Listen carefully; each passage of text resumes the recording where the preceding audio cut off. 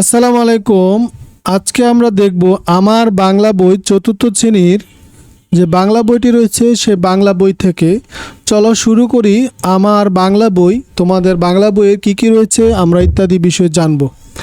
তো প্রথমে যদি আমরা বাংলা বইতে চলে যাই, এই বাংলা বইতে তোমাদের যে পাঠ্যপুস্তক রয়েছে এবং যে সূচি রয়েছে সেটি আমরা প্রথমে দেখব। তো চলো আমরা সূচিপত্রে চলে যাই। এই যে প্রথমেই রয়েছে সূচিপত্র, বাংলাদেশের প্রকৃতি, পালকির গান, বড় রাজা ছোট রাজা, টুনটুনির কথা, স্বাধীনতার সুখ, আজকে আমার ছুটি চাই। এই যে অনেক কিছুই রয়েছে তোমাদের এইখানে। তো চলো আমরা প্রথমে জেনে নিই। আজকে আমরা শিখব বাংলাদেশের প্রকৃতি। ষড় ঋতুর দেশ বাংলাদেশ, অর্থাৎ 6 ঋতুর দেশ বাংলাদেশ। প্রতি 2 মাসে হয় একটি ঋতু, অর্থাৎ 2 মাস পরে পরে ঋতু হয়। যেমন বৈশাখ ও জ্যৈষ্ঠ মাস দুইটি হলো গ্রীষ্মকাল, এরপর আষাঢ় শ্রাবণ মিলে বর্ষাকাল। এইভাবে ভাদ্র আশ্বিন হচ্ছে শরৎকাল, তারপরে কার্তিক ও অগ্রহায়ণ মাস দুইটি মিলে হয় হেমন্তকাল, পৌষ আর মাঘ মাস হয় শীতকাল, ফাল্গুন ও চৈত্র এই 2 মাস বসন্তকাল।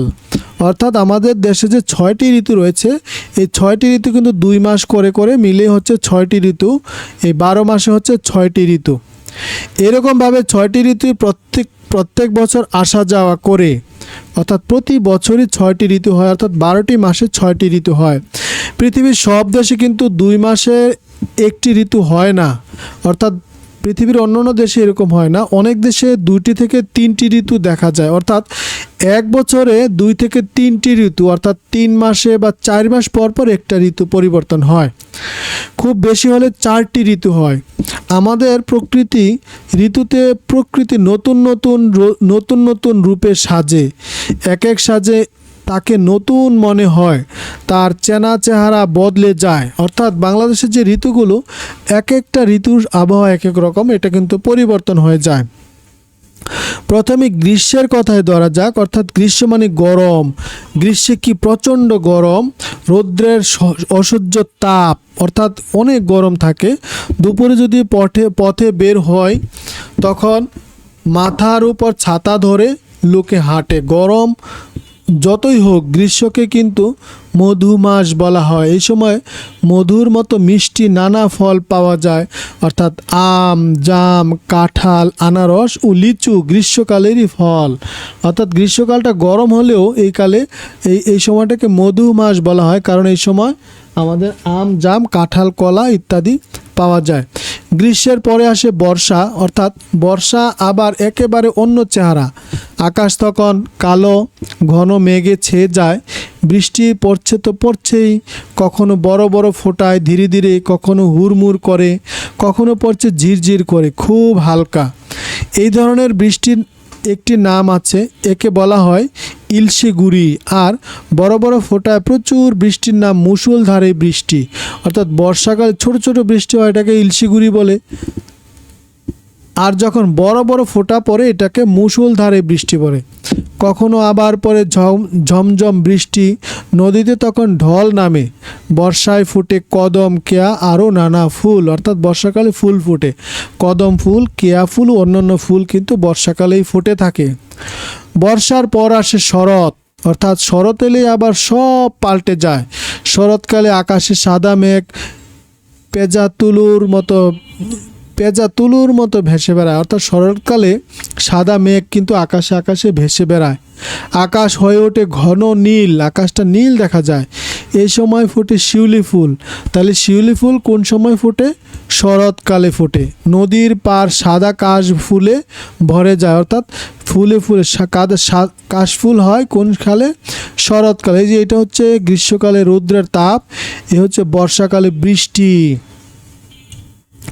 শরতের পর পাকা ধানের শীষ দিয়ে আসে হেমন্ত, শুরু হয় ধান কাটা। অর্থাৎ আমাদের দেশে কৃষকরা হেমন্তকালে কি করে? ধান কাটে। এ সময় কৃষকের ঘরে সোনালি ফসল ভরে ওঠে। তাহলে কৃষকের ঘরে সোনালী ফসল কি? যেটা তাদের ধান হয়, ধান যখন পেকে যায় তখন সোনালী রং ধারণ করে, এটাকে বলা হয় সোনালী ফসল। নবান্নের উৎসবে ঘরে ঘরে আনন্দ নিয়ে আসে। নবান্ন মানে কি? যখন ঘরে ঘরে নতুন ধান চাল উঠে তখন এটাকে বলা হয় নবান্ন। ওই সময় সবার ঘরে ঘরে আনন্দ থাকে, পিঠা পায়েস পুলি ইত্যাদি সবাই পাক করে। হেমন্তের শেষের দিকে শীতের আগমন টের পাওয়া যায়, অর্থাৎ হেমন্তকাল শেষ হলে কিন্তু শীত আসে, তখন ভোরবেলায় একটু একটু শীত লাগে। তো শীতকালে অবশ্যই শীত লাগে। এই সময় উত্তরে হাওয়া বয়, উত্তর দিক থেকে তখন হাওয়া বয়, উত্তর দিক থেকে আসা এই হাওয়ায় খুব ঠান্ডা। শীতের রাতে লেপ কাঁথা গায়ে দিয়ে ঘুমোতে হয়, দিনের বেলায় গরম কাপড় পরতে হয়। শীতে খেজুরের রস দিয়ে তৈরি হয় নানা রকমের পিঠা পুলি।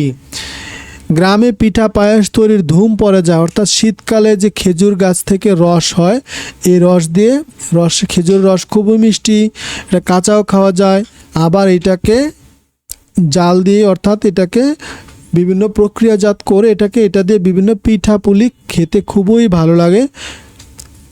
এই যে ছবিগুলো সেটা হচ্ছে শরৎকালের ছবি, এটা হচ্ছে হেমন্তকালের ছবি। আর এই যে দেখো শীতকাল, এই হচ্ছে বসন্তকাল। বসন্তকালে কি হয়? ফুল ফোটে। যেই শেষ হলো এই ঋতু অমনি শুরু হলো বসন্তকাল। এই সময় ফুরফুরে সুন্দর বাতাস বয়, বসন্তের দক্ষিণা হাওয়ায় মন ভরে যায়। বসন্তী কোকিল ডাকে, কোকিলের ডাক বড়ই মিষ্টি। গাছে গাছে জেগে ওঠে নতুন সবুজ পাতা, নানা রঙের ফুলে ভরে যায় গাছ। বাংলাদেশে 6টি ঋতু এভাবেই আসে। ষড়ঋতুর এত বৈচিত্র্য, সুন্দর রূপ পৃথিবীর আর কোথাও নেই। তাহলে আমরা আজকে দেখলাম আমাদের যে বাংলাদেশের ঋতু, বাংলাদেশের প্রকৃতি সম্পর্কে আমরা কিন্তু তোমাদের যে পাঠ্যপুস্তকে রয়েছে সেটি সম্পর্কে জানলাম এবং সুন্দর করে বুঝিয়ে দিলাম। আশা করি তোমরা এটি বুঝতে পেরেছ। তো সকলকে অসংখ্য ধন্যবাদ।